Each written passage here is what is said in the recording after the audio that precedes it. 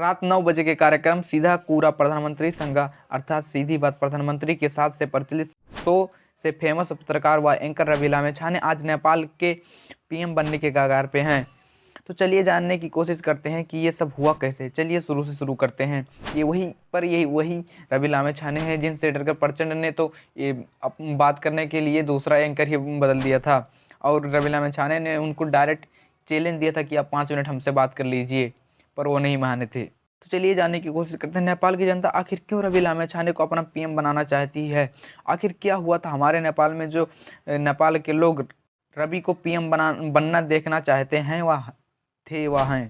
First mayor Balendra Shah from metropolitan city KTM और mayor हर्षसम्पान from सब metropolitan city Dharan कि जो लोग जीते हैं, जीत के बाद उन लोगों की जीत के बाद नेपाल में एक लहर ही आ गया कि नेपाली यूथ भी नेपाल के इलेक्शन में आ सकते हैं जो डेडिकेटेड, एजुकेटेड और क्वालिफाइड हैं and who are willing to do something great for Nepal जैसे विचार रखने वाले लोग भी जीत सकते हैं। वैसा मैसेज रवि लामेछाने के साथ साथ पूरे नेपालिया वर्ल्ड दुनिया के हर कोने में बैठे नेपाली के पास गया। और दूसरा, corruption. Nepal rank 117th in corruption according to Transparency International corruption index. वही करप्ट लोग बार बार नेता बन रहे हैं और देश को खोखला करते जा रहे हैं। देशवासी नेपाली लोगों को ये समझ आ गया था कि इनसे कुछ नहीं हो सकता भैया, यही चोर हैं।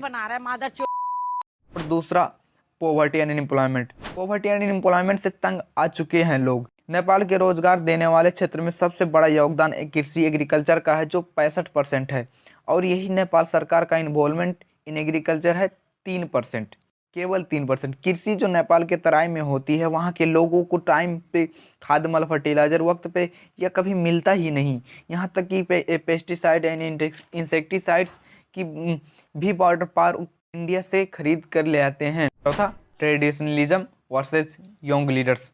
नेपाल के लोग आखिर तंग आ चुके थे कि बार बार वही बुढ़े, अनएजुकेटेड और less educated, unqualified and corrupt लोग नेता बन रहे हैं। देश के विकास के लिए नहीं, बार बार या ज़्यादा बार पीएम बनने के लिए पीएम बन रहे हैं।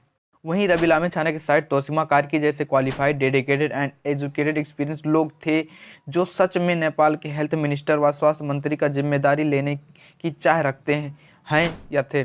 और यही चाहिए भी कि क्वालिफाइड लोग उन क्षेत्र में मिनिस्टर बने जो उस फील्ड के एक्सपर्ट हों।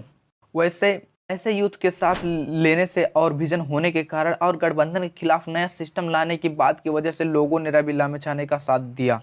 पांचवा, फॉरेन वर्कर्स। और जो विदेश में बैठे हमारे भाई बहन, चाचा पापा, दोस्त हैं, उनका एक भी प्रॉब्लम के बारे में उनके सुविधा के बारे में ये पुराने लोग कुछ नहीं करते थे, पुराने नेता कुछ नहीं करते। बट वही लोगों ने कॉल करके अपने घर वालों को समझाया या ऑनलाइन प्लेटफॉर्म या सोशल मीडिया पे अपना सपोर्ट दिखाया कि रवि लामेछाने को जिताओ और जितवाया भी, ताकि आने वाले समय में उनको अच्छा सुविधा मिल सके और उनके बच्चों को विदेश जाने की नौबत ना आए।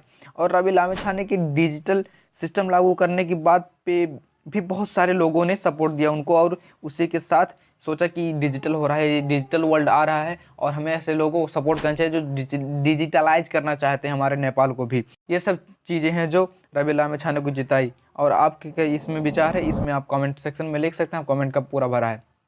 और नेता टाइप आधा काम मत कीजिए, सब्सक्राइब के साथ बेल आइकन भी दबा लीजिए।